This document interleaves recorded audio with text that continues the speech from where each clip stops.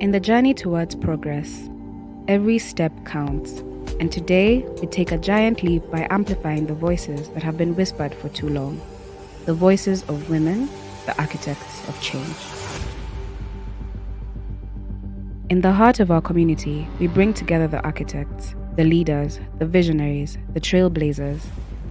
They don't just lead, they inspire. They don't just talk, they ignite conversations that transform. This is more than a gathering, it's a movement where women lift each other higher, where ideas aren't just heard, but celebrated. Because in our stories, there is power. In our experiences, there's resilience. In our conversations, there's revolution. And in our unity, there's a force that moves mountains. Join us as we redefine leadership, reshape the narrative, and illuminate the path for every woman stepping into greatness. Together we rise, together we lead. Welcome to a world where women's voices don't just echo, they resonate. Welcome to Power to Our Women.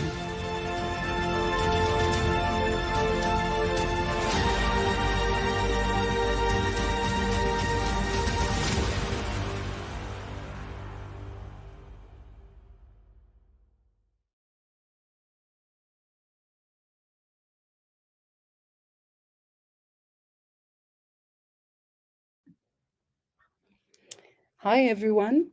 And this is just to welcome all of you, again, just formally to our restart session of Power to Our Women. And it is indeed a great pleasure to have one Erin Lydon with us. Erin is the CEO of Power. And before I say too much about Erin at this stage, I would just like to sort of would like to welcome her by playing a little intro video on Power, but really grateful and thankful for everybody who's joining us today.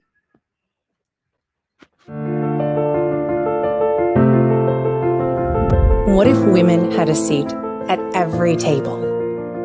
A seat in every classroom, every interview room, every boardroom.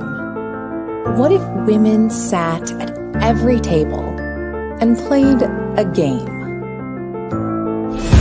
A game that made them strategic, decisive, resilient, analytical, influential, unapologetic, and confident. What if this game was a game changer to change the stats? To change our stories? To change the future? This game is played at a table. Flip the table. Raise the stakes. Play to win. We saved your seat. That game is poker. And the players? They're fearless. Poker Power. Join us.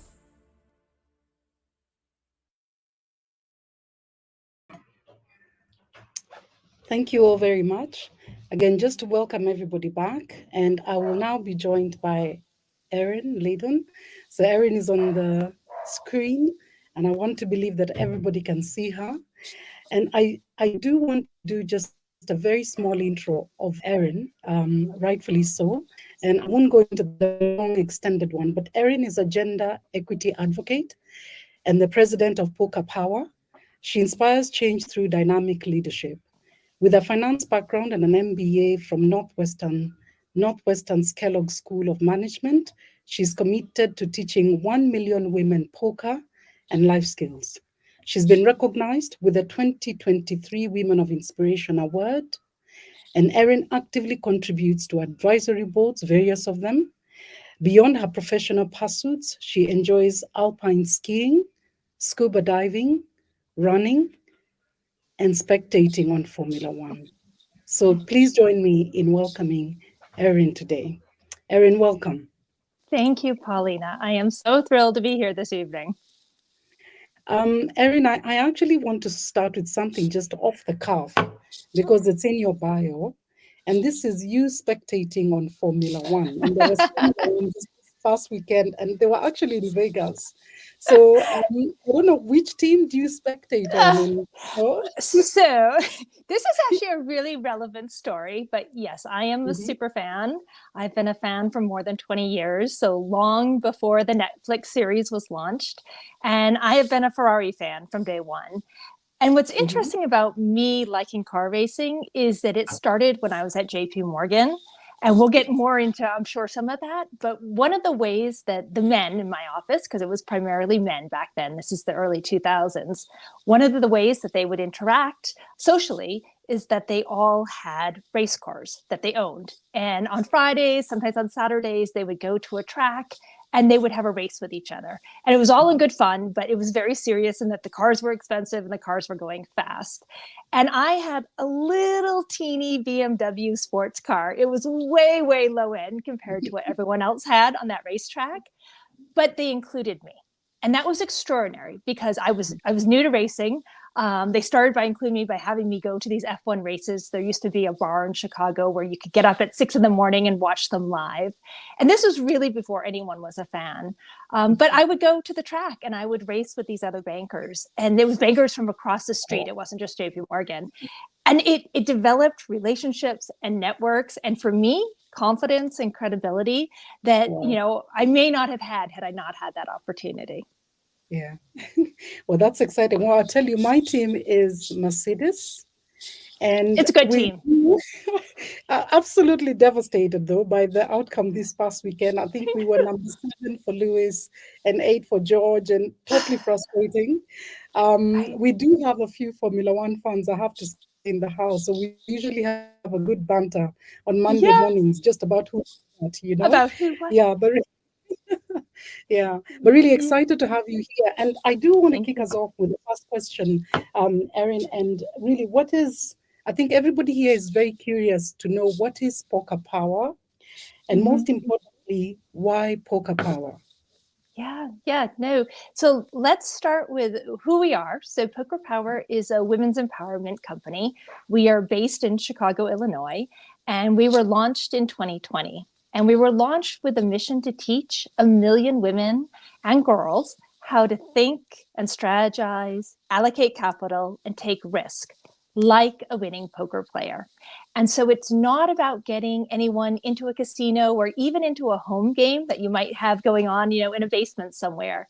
It's all about using the skills and the strategies of poker to empower women, both in the workplace and in their personal lives.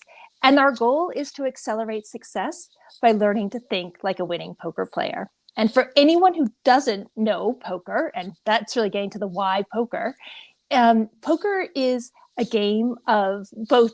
There is a little bit of luck, but it's primarily a game of strategy. And it's an ever-evolving, complex game. And what occurs at a poker table very closely parallels what occurs in every room, whether it's a classroom, an interview room, and all the way to the boardroom. And what we have figured out how to do is teach a very wide women plus community. We actually teach across 40 different countries. And we have gathered a community of girls and women together to play this game, to play together, both virtually and in person, and then to really start to translate the skills from the poker table to whatever table you want to sit at.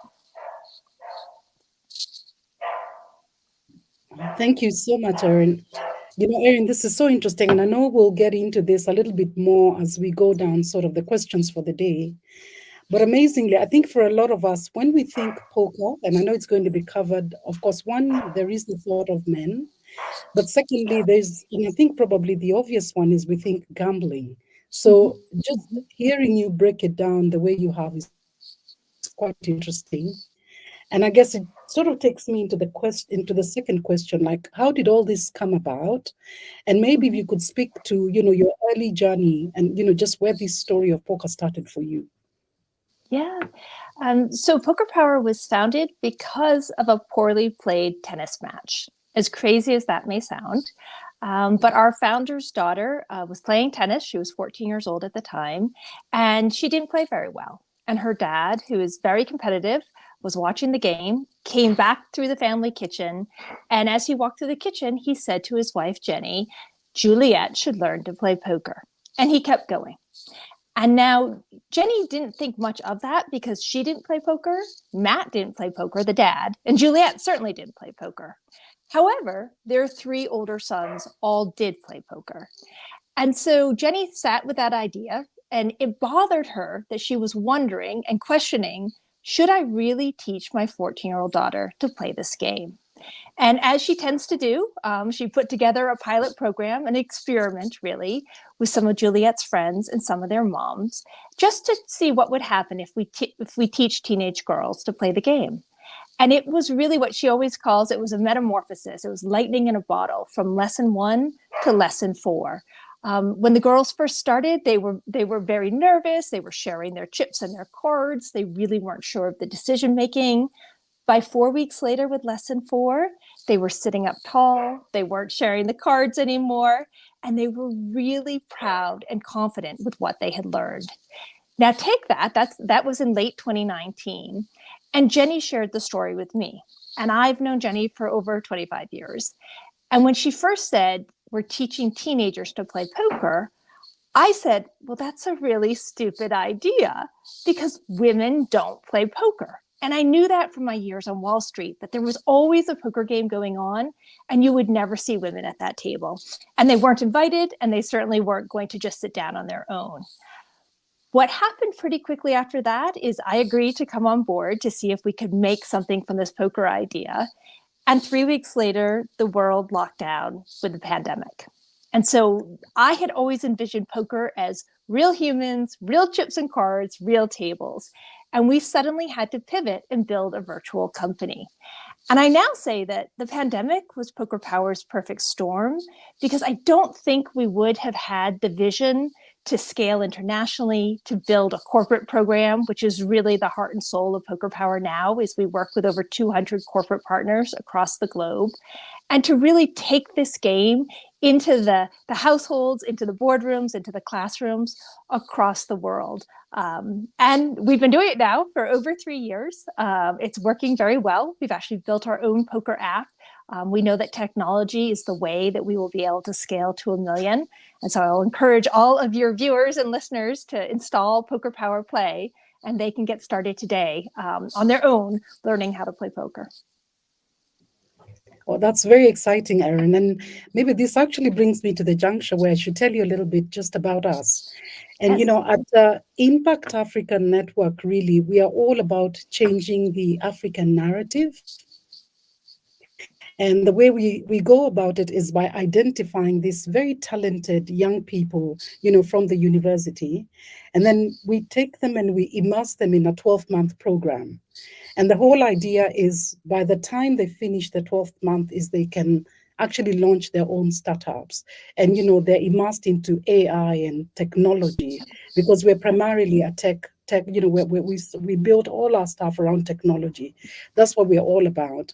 And it's sort of just when I listen to the story of, their daughter or this young lady, and we were very privileged and honored to host Jenny Just in one of our fireside chats and hear from her firsthand just how this came about. And she encouraged us to have this conversation with you today. It's really exciting because looking at what we do with our young people here and then bringing the knowledge of poker together, we think we have something amazing. And it's that icing that goes towards now building that confidence, and especially when it comes to risk taking.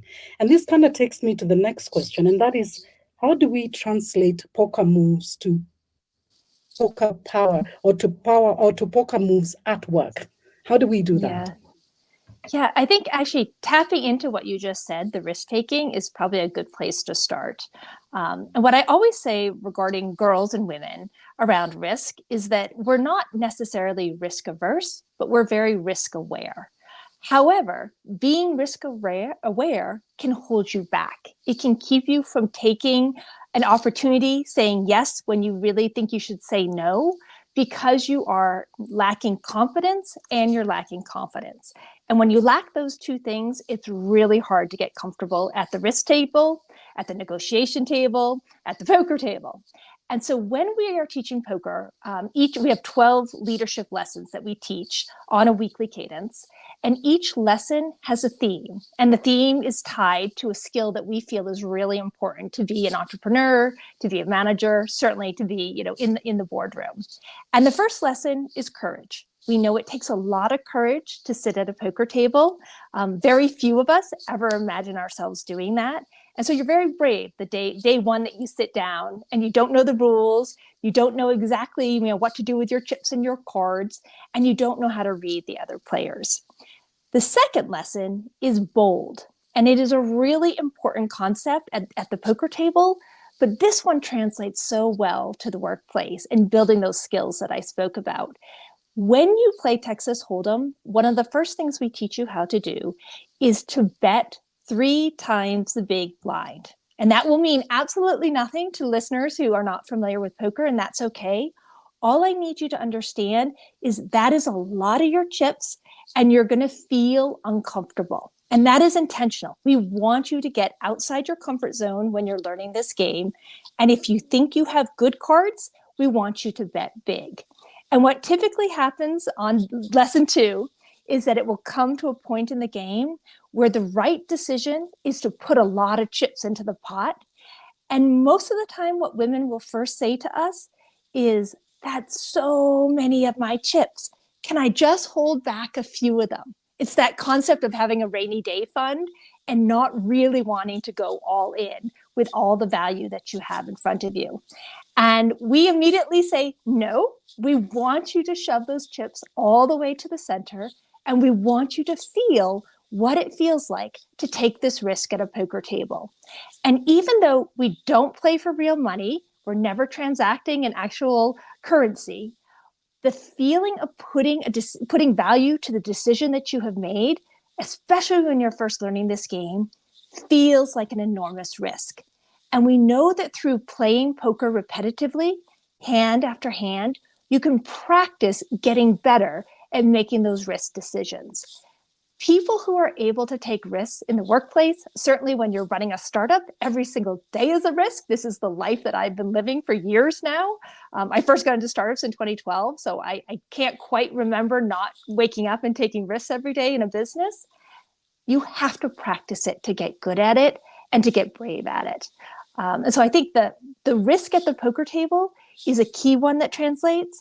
And then the other one that I would say, and this one is probably very familiar to people, even if they don't play poker, is reading people and reading the tells, being able to pick up on subtle cues. Some of them are nonverbal. They could be behavioral cues. Being able to pick up on behaviors at a poker table really starts to build your emotional intelligence, but also recognition of patterns. And when you are in a negotiation with a client, with a manager, really anybody at all, it could be your 2-year-old that you're in a negotiation with, you're looking to see repetitive patterns that start to tell a story. And is it a story of strength or is it a story of weakness? And if it repeats, you can start to deduce, do they have good cards or do they have weak cards? That translates immediately to the workplace setting is, am I negotiating with someone who is holding, those 2 aces, the very strongest hand in poker?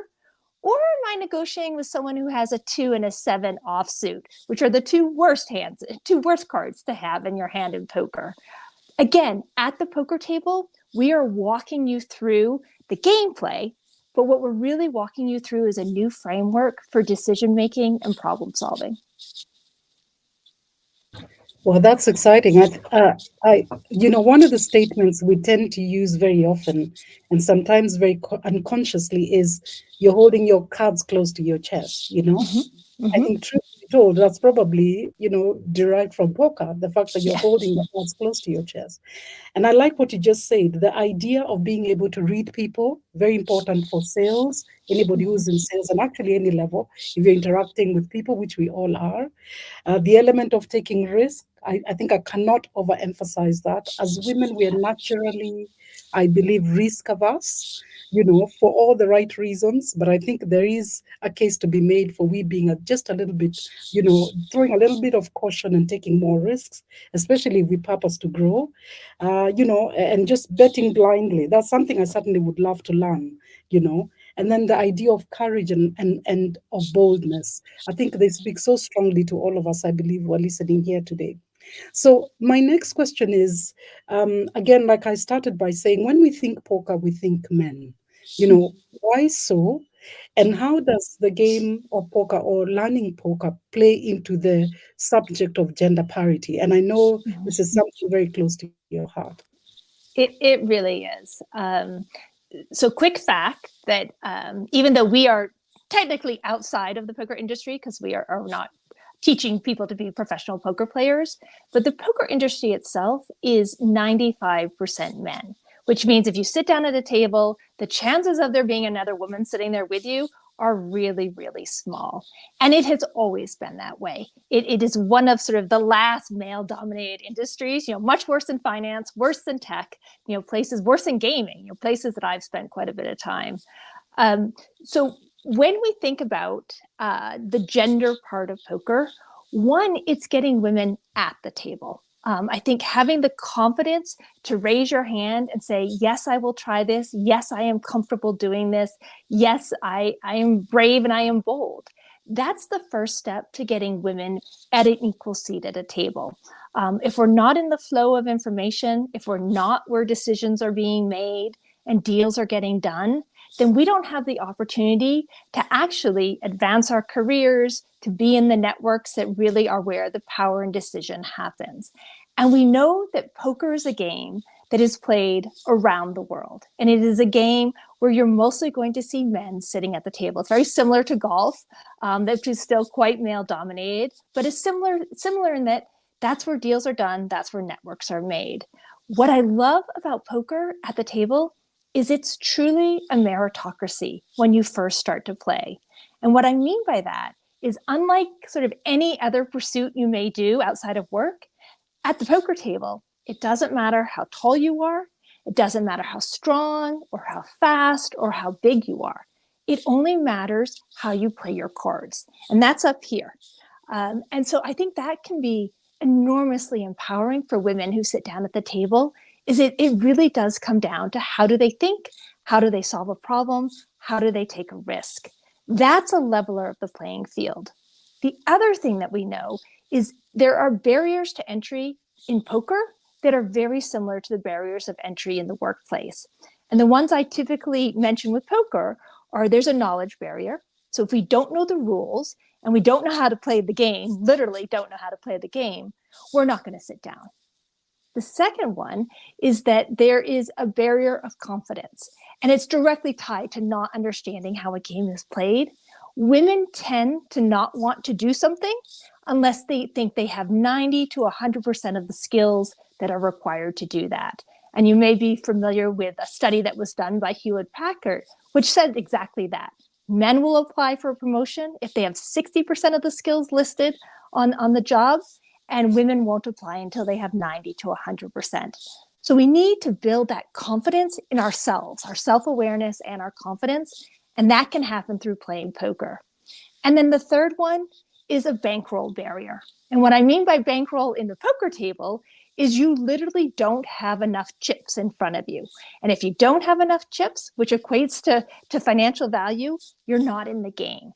We also know that across the globe, women are paid less. And so whether it's being paid 17 cents less per dollar in America or some much wider figure as you start to get into other parts of the world, we need to empower women around having money, actual money in their hands that they can make decisions with.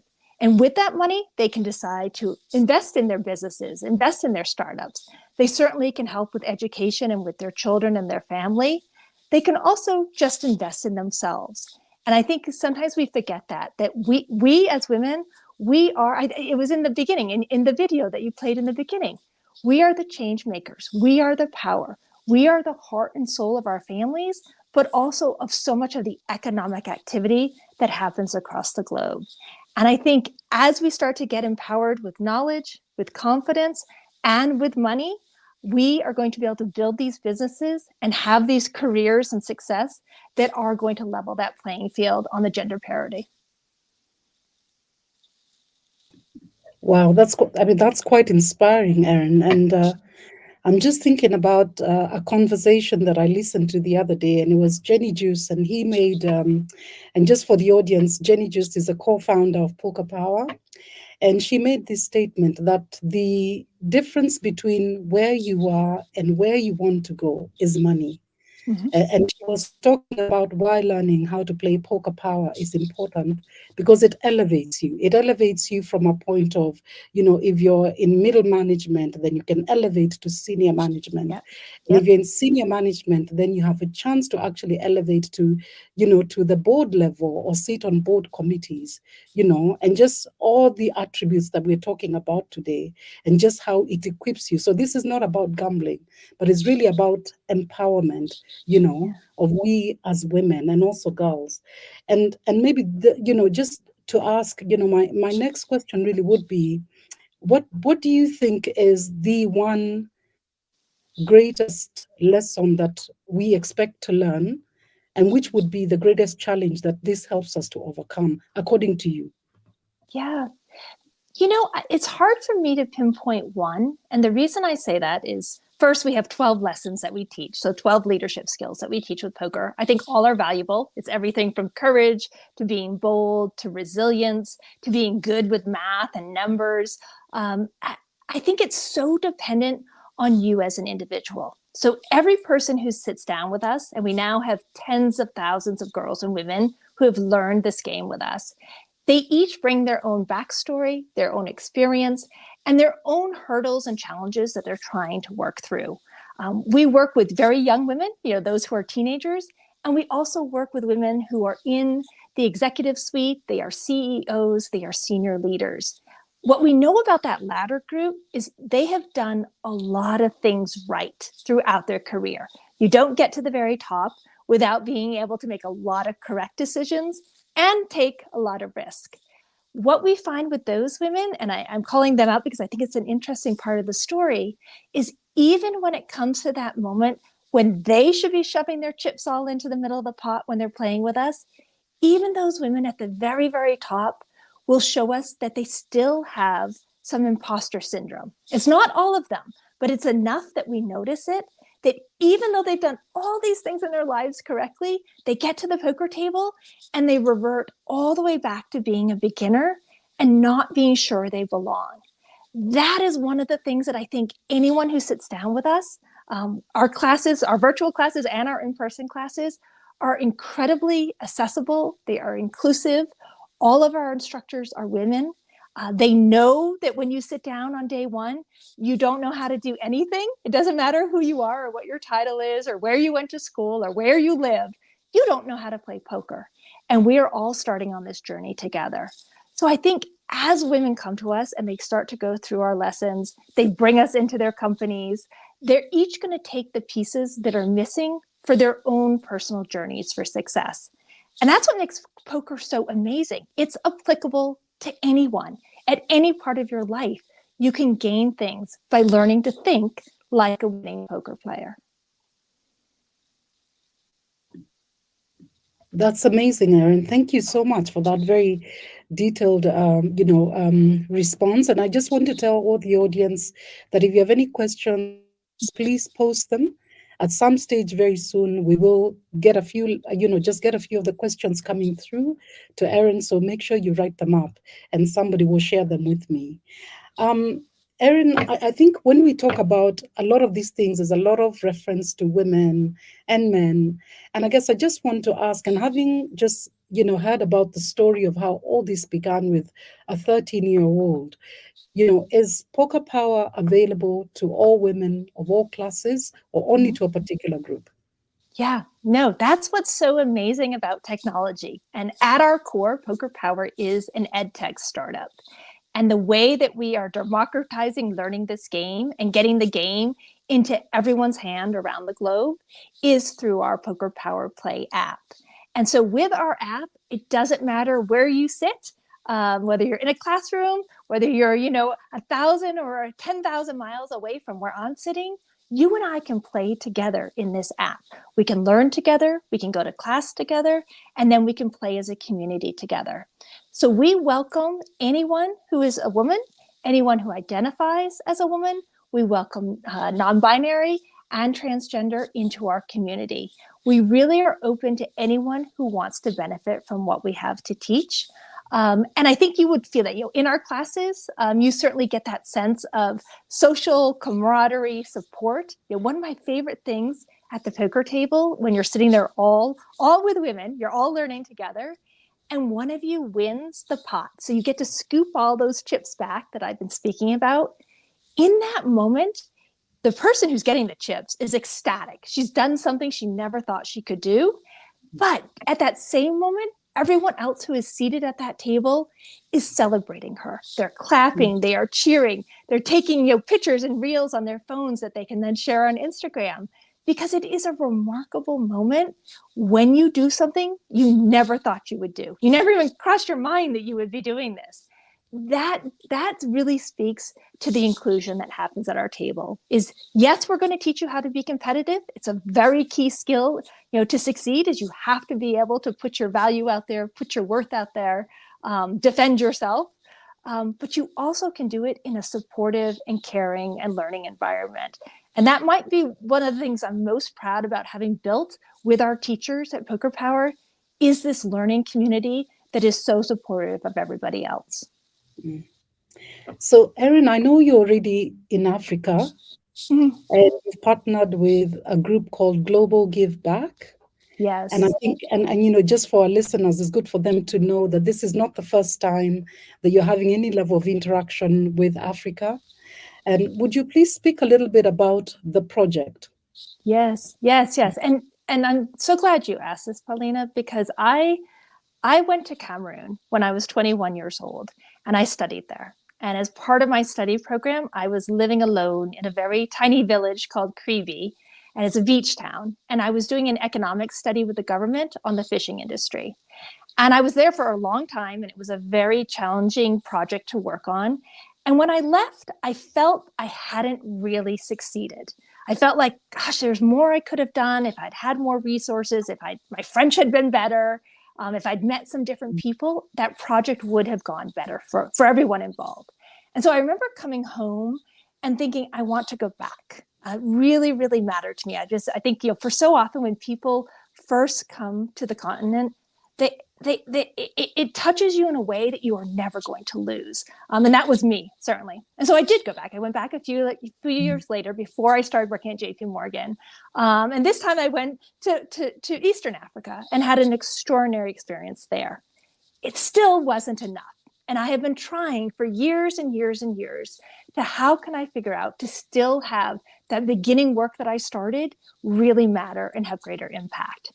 And that brought us to Global Give Back. And I never could have imagined we would put poker and Kenya and Global Give Back Circle into one sentence, but that is what we have done. So Global Give Back Circle was started by an extraordinary woman. Her name is Linda Lockhart. She'd be wonderful for this program, Paulina.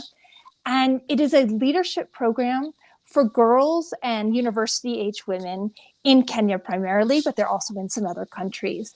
And it really offers an opportunity to learn some key leadership skills, as well as true workplace skills. You can learn to be an electrician, you can learn how to program, to really help marginalized communities of women succeed economically. Linda came to us with this idea of bringing Poker Power to cohorts of high school and university girls in Kenya. So we are teaching in Kibera, we are teaching in West Pokot, we are teaching university girls who are located remotely. We have been there for 2.5 years. We're starting the third cohort this January, so quite soon. We have women on the ground who we have taught poker to. So they are helping us facilitate with the new students that we teach with each cohort. And we run our entire 12-week program virtually. Linda has been extraordinary in developing corporate partnerships that help with technology. So she has screens, she has Zoom. All of the girls have their own cell phones so they can play on our poker app together. And we have a handful of dedicated teachers who have been involved with the program from day one and are really the touch points for these girls in bringing the power of poker to them and to their future economic success. And so we're running studies. It's very exciting. What we have done is on day one for each cohort, We measure their behaviors on 24 different risk, leadership, confidence measures, and then we measure them again at the end of the 12-week program. What we are seeing now with 2 cohorts is positive trends across the majority of those characteristics. So we've actually just partnered with Harvard, with the Kennedy School, and they are also working with us to do further research with these cohorts to really get to the quantitative and the qualitative impact of learning poker with a population that has never sat at the table. Yeah. So I know there's probably a lot of people who want to know how they can get involved. But before we get into that, Erin, do you want to tell us maybe what some of the insights have been just working with the girls, especially in East Africa? I think we're curious because we're in East Africa and in Kenya. But what are your learnings from the cohorts that you currently have? Yeah, some of the key positive trends that we are seeing is in the risk taking, which makes us very happy because we do believe that that is one of the most important skills you learn through taking poker. And what I mean by risk taking is that as you are playing this game, and this very much happens, in our app and virtually when we're teaching, is you are constantly receiving new information. And you only have the information that's your 2 cards that are hidden, so no one else sees those, and the cards that come out in the middle of the table. Everyone else also has 2 cards that are hidden and is looking at the table and the cards that come out. And as the cards come out, the information is evolving. So we call it imperfect information because you never exactly know if you're going to make the right decision.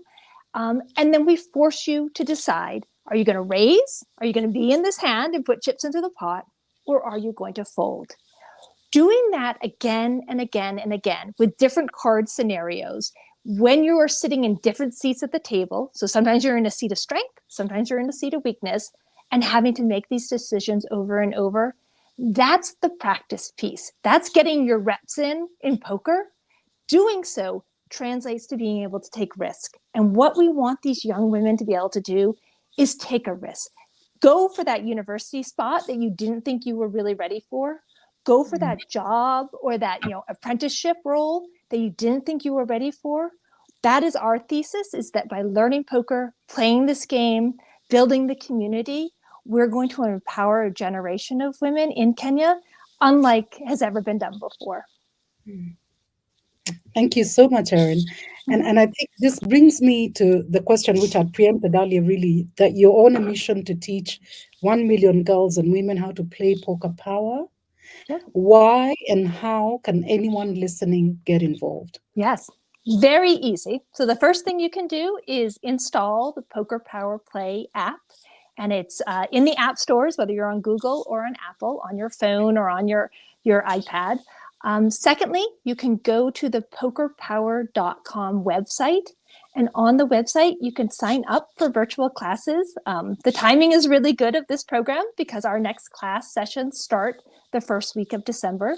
So you can sign up for our basics class and you can start to learn poker with us across a Zoom screen with a live teacher and other people who are in the class with you. And then thirdly, anyone who has interest in actually working with us with their companies, they should just reach out directly to me. They can do it on LinkedIn or any kind of follow-up from this session. And I'm happy to talk more about our corporate program. Okay, thank you, Erin. I think just to reiterate, you can join as an individual. You can join as a group. If you have a group of sisters, as we like to call it here, and you want something challenging, exciting, as you upskill in the various ways that have been discussed here, you can do so. And then thirdly, you can also join as a corporate. So if you're here and you're a HR manager and are looking for an incentive, that's an initiative that is both fun, but is educative and at the same time empowering. I don't know whether there's any other time when you can have one thing that gives it all to you. I think Poker Power is certainly it. And again, Erin has said we can reach out to her and we'll also share her contacts and the various communication after this session is over. Erin, hearing everything that you've shared with us today, and I'm always curious every time we meet people, get to hear their story, their journey, how they came to be. What's your definition of success? And especially knowing what you know, what would you define as success? Yeah. So I've been in the workforce for a long time. And so the way I would have answered that, in my early days would have been very inward looking and achievement oriented.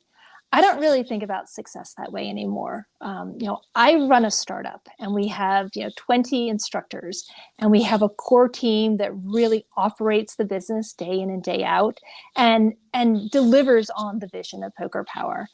And at this point in my leadership journey, when my team is thriving, when we are having a meaningful impact day after day after day, because we are very much a mission-led business, that is success to me. I take enormous pride in leading a team, in growing a team, and inspiring a team, and keeping them all together so that they are thriving and really growing with their own skills and strategies that they are learning as they are part of this incredible startup that we have built.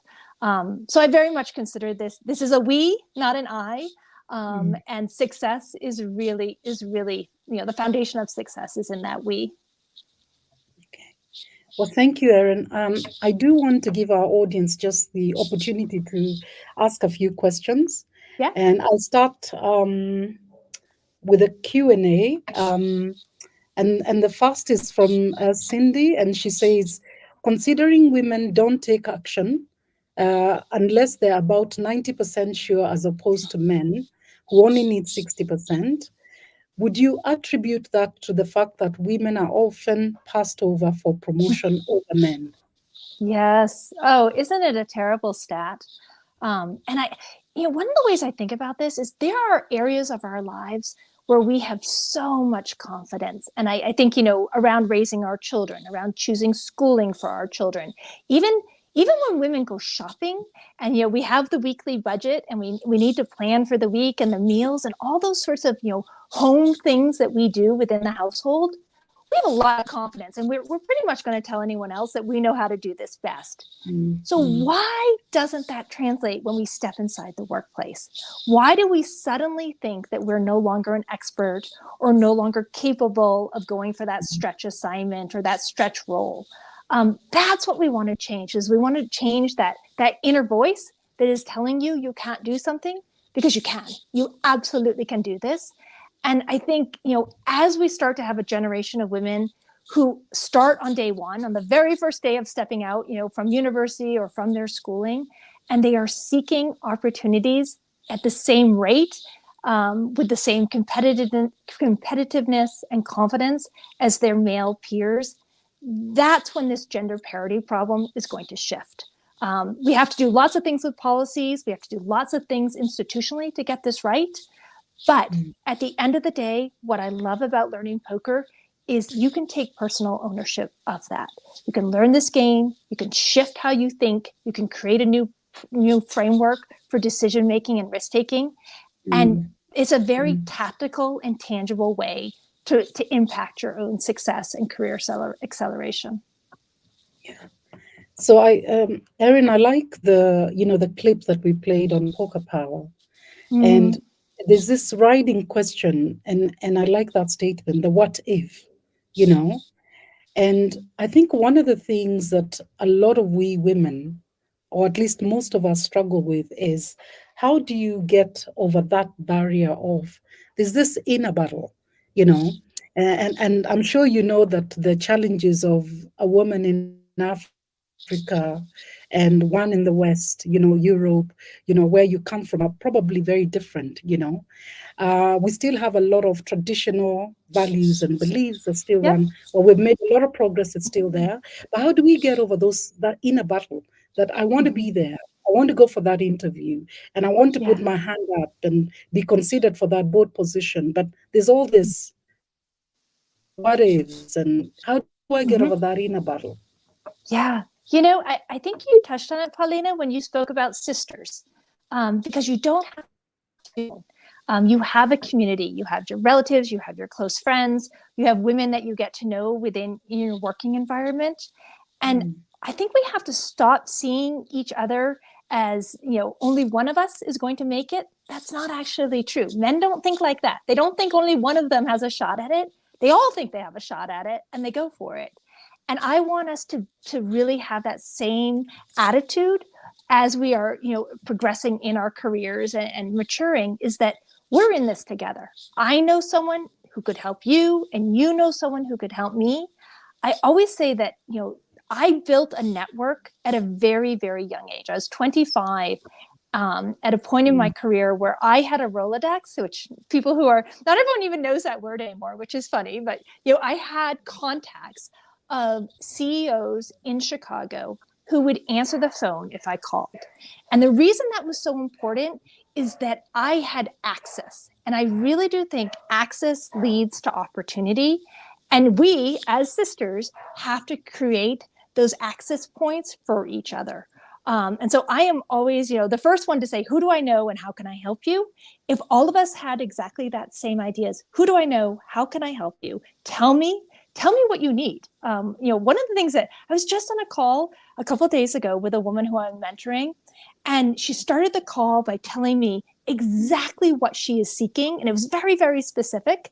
And then she was telling me what her weaknesses are.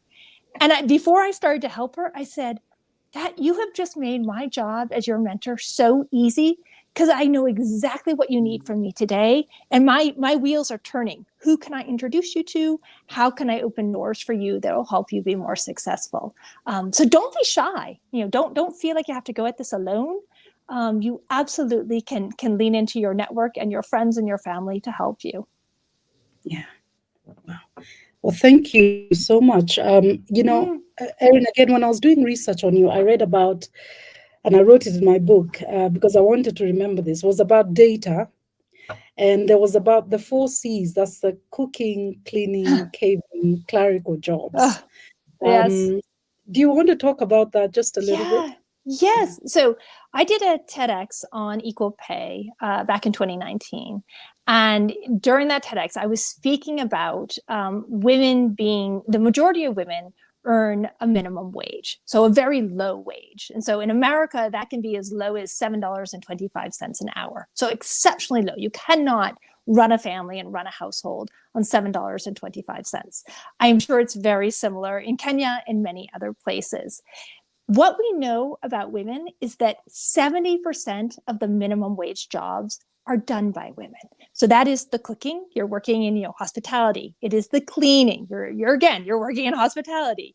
It is the caring. You are raising, maybe in a daycare center or very young children that you are taking care of.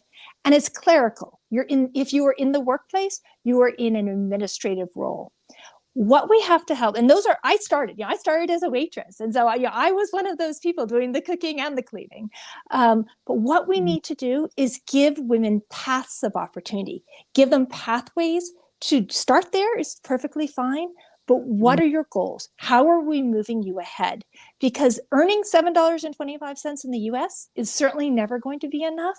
And earning something similar, whether you're in Kenya or someone else, is not enough. I do think education is key. And I do think who you know and who you're reaching out to and how your circle is widening is really key. Yeah. I just would like to ask, really, before we sort of now start the, winding up. I know you've got a hard stop, Erin, and we want to make sure that we respect that time.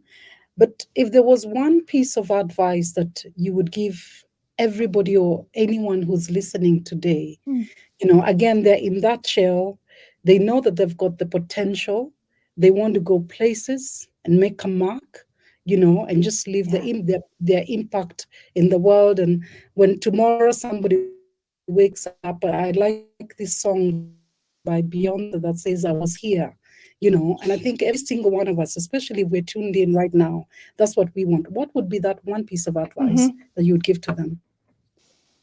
Yeah. So I have a life motto, and I've had it for quite some time now, and it is to say yes to everything, especially the things I don't know how to do. And that's scary. I will be honest. It is scary to say yes when your gut is telling you to say no, or you don't feel like you're prepared. You don't feel like you're ready to say yes to something. And it can be in your personal life, and it can certainly be in your professional life. And as an entrepreneur, you're having to say yes all the time and take those risks. What I have found is that by saying yes, I make a lot of mistakes, and I can readily admit that. But I don't have a lot of regrets. So I think that's a really good thing.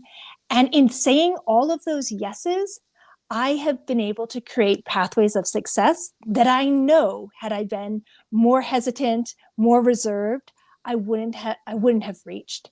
And so I think getting outside of that comfort zone, in poker, it's shoving your chips all in, it's raising when you think you should fold. Those are the saying yes moments in life. And if you start to do enough of them, you're going to get more yeses than nos, certainly. And you're going to have more opportunities to really envision and then realize your goals. Yeah. Yeah. Yes. I've got Flipping yeah. the odds. Yeah, that's perfect. That's exactly what it is. Flip the odds in your favor. You can do that. You have the power to do that. Yeah. Now, certainly, I think Belinda just puts it so perfectly. And I'm just looking at something that says, step forward and not back. That's somebody who just sent me that directly. That we need to be able to step forward and not back. We have to raise fast. We have to raise fast and past our cares. Yep. And we have to drink more, and then we have to make money. Well, I think that's quite interesting, Yeah, and then somebody else says, I'm not sure why some people chose to sort of write to me directly, but somebody else says, let your children fall and then teach them to speak out for what they need and deserve. And they believe that poker has actually the ability to do that. So do you agree with that, Erin? Absolutely, I agree with that. And I have always said you have to let your children fail. Don't scoop them up when they fall down. Let them fall. Let them cry a bit. Yeah. So I'm really so grateful. I'm assuming I'm down on time. I think the technical team can confirm that, or do we still have a minute or two? I just want to be sure so that if we do, I could possibly throw. Okay, I'm being told time up. So, Erin, I really just want to thank you. I think with the 1 minute left, again, just in terms of just respecting your time, we at Impact Africa Network would certainly love to come together as a girl power in-house, and shout out to all of them who are listening in today, and actually just form a group and see if we could actually kick off our own poker power chapter or cohort. We're very happy for all those listening to see whether we could coordinate or help anybody else start up the same. But that's a conversation that we'll have with you, Erin. It's my hope that I can schedule just another separate appointment with you just to discuss a bit of the details and any of the other feedback that comes after this really. But I just do want to sum it up by using, I think, words that I read while I was researching on you. And this is to your big, beautiful breakthroughs. And I think with every single cohort that you take on board, with every woman that you impact, and with all the sisters around the world that we're building to be courageous, to be strong, to be bold, and to really go for what they are due, and for what they really deserve. Really, it is just to them. And again, I just want to say thank you from all of us, Erin. We are so grateful for your time today. And I do hope that everybody here took something away from you. Yes. Yeah. Oh, Paulina, this has been a huge honor for me. And I only wish next time we can do it in person. I would love to come back and do it in person, but we would love to have your community join our community, and we can learn and we can fail and we can succeed and we can do it all together. So looking forward to that. We will. Thank you so much. And thank you everybody for tuning in. We are so grateful and we look forward to seeing you next time. And thank you for joining with us. Thank you, everyone. And God bless. Yeah. Thank you, Erin.